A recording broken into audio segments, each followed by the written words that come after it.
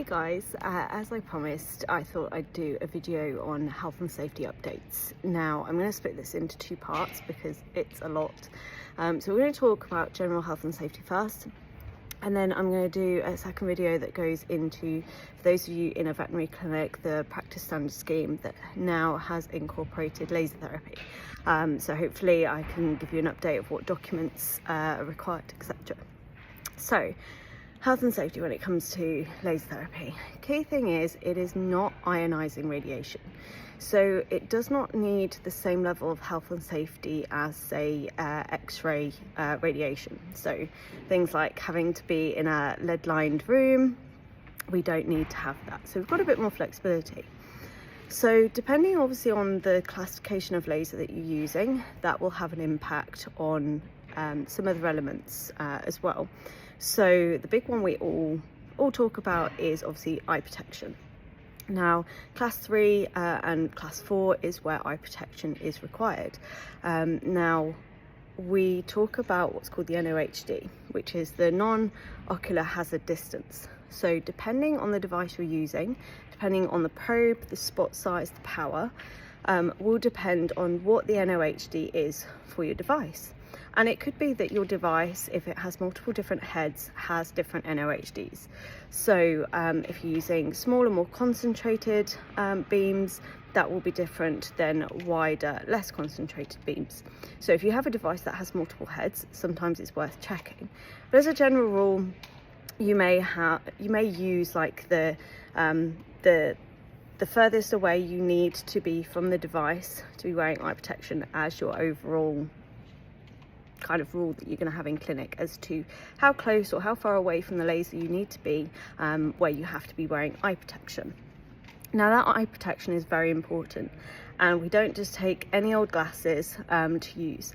The glasses have specialized glasses have lens that protect against the wavelengths in your machine. So you can't just use any glasses between different devices, because they need to make sure that they protect against the specific wavelengths for your device. And then, like I say, with the NOHD, anybody within that radius for your machine needs to be wearing eye protection. Obviously from a patient point of view, we can get the goggles, which are cute, and they give gold standard eye protection. There are other methods that we can use to protect our patients as well, using dark materials, dark towel, dark cloth. As long as that patient cannot look directly down that probe, we need to make sure that they are protected. So glasses are, like I say, the kind of biggest health and safety consideration. Then we look at the environment itself. So like I say, we don't need to be in a lead-lined room. It's not ionizing radiation. It's not the same type of radiation as when we're using X-rays. So we can do this in more of a consultative environment. However, within that room, a couple of things we need to have. We need to have the right signage, and I'll do a post on what that sign needs to have included in it over the next few days. We need to ensure that people can't just kind of come in and out of the room, so it's not like a thoroughfare where people would be able to walk within your NOHD, you know, willy-nilly. So we need to have that warning in place.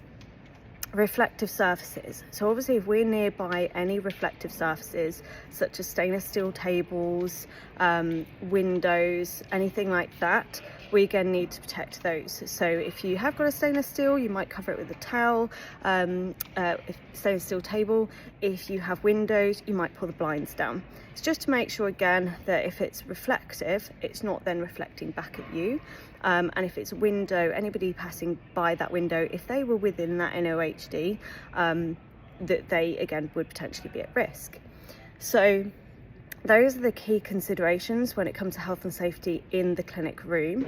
Again, always double check with your laser manufacturer. That's critical, because I've heard some really bizarre things recently in terms of LPAs going around and giving misinformation. So be really cautious about the information you're being given, but your manufacturer is key. They will be able to give you the most accurate information because they are regulated very closely. However, laser in general is not regulated. So there's a lot of misinformation. I heard someone say the other day that you couldn't laser in a room with a radiator, which obviously is not true. So I think it's really important that any information regarding health and safety, check your documentation from your manufacturer, and any questions, concerns about health and safety in that environment, you check with them as well.